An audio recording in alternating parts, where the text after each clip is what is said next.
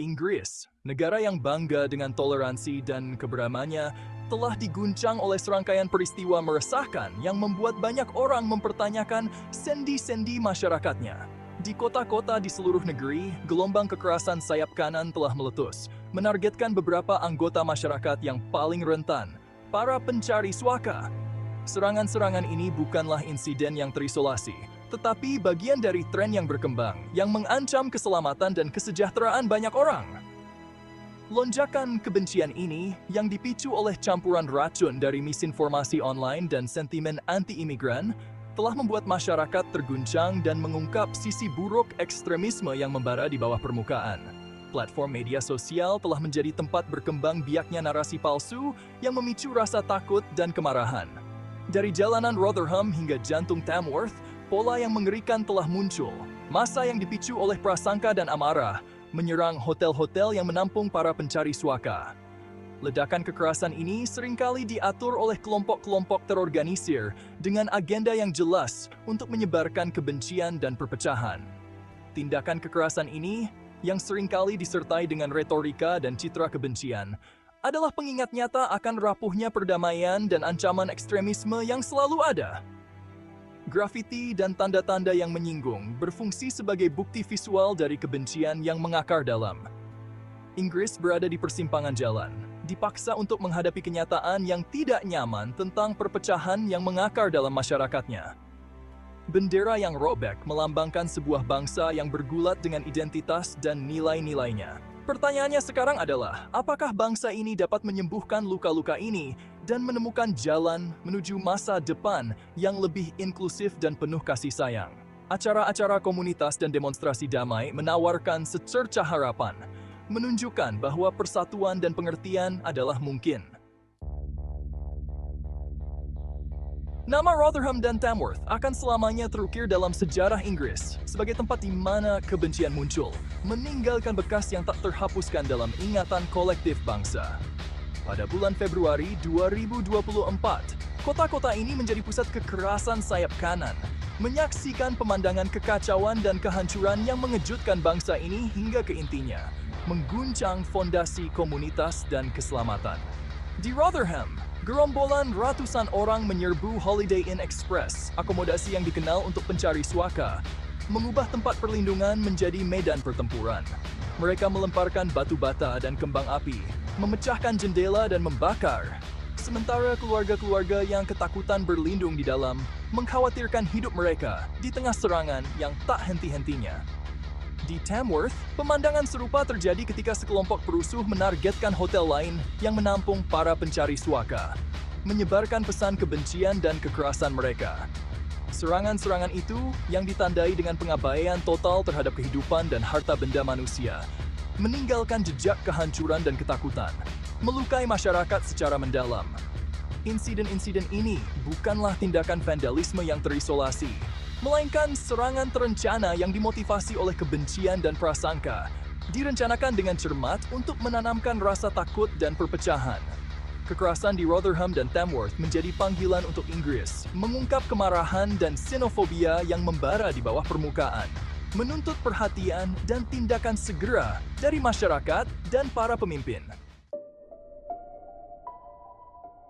Untuk memahami akar dari gelombang kekerasan sayap kanan ini, kita harus melihat melampaui batu bata dan bom molotov yang dilemparkan di jalanan. Kita perlu menggali lebih dalam kekuatan berbahaya yang memicu api kebencian dan perpecahan. Misinformasi online yang menyebar dengan cepat melalui platform media sosial memainkan peran penting dalam memicu kekerasan dan menggalang dukungan untuk kelompok-kelompok ekstremis. Platform ini menjadi tempat berkembang biak kepalsuan, rumor palsu, dan teori konspirasi yang menargetkan para pencari suaka menjamur secara online, menggambarkan mereka sebagai penjahat, beban sumber daya, dan ancaman bagi identitas Inggris. Narasi-narasi ini dirancang untuk memicu rasa takut dan kemarahan. Narasi online ini, yang sering dibagikan oleh tokoh-tokoh sayap kanan dan diperkuat oleh algoritma, menciptakan realitas yang menyimpang, di mana rasa takut dan prasangka tumbuh subur. Algoritma memprioritaskan konten sensasional yang semakin menyebarkan misinformasi. Bahasa yang digunakan untuk menggambarkan para pencari suaka tidak manusiawi. menggambarkan mereka sebagai gerombolan tak berwajah daripada individu yang melarikan diri dari persekusi. Dehumanisasi ini membuat lebih mudah untuk membenarkan perlakuan kasar.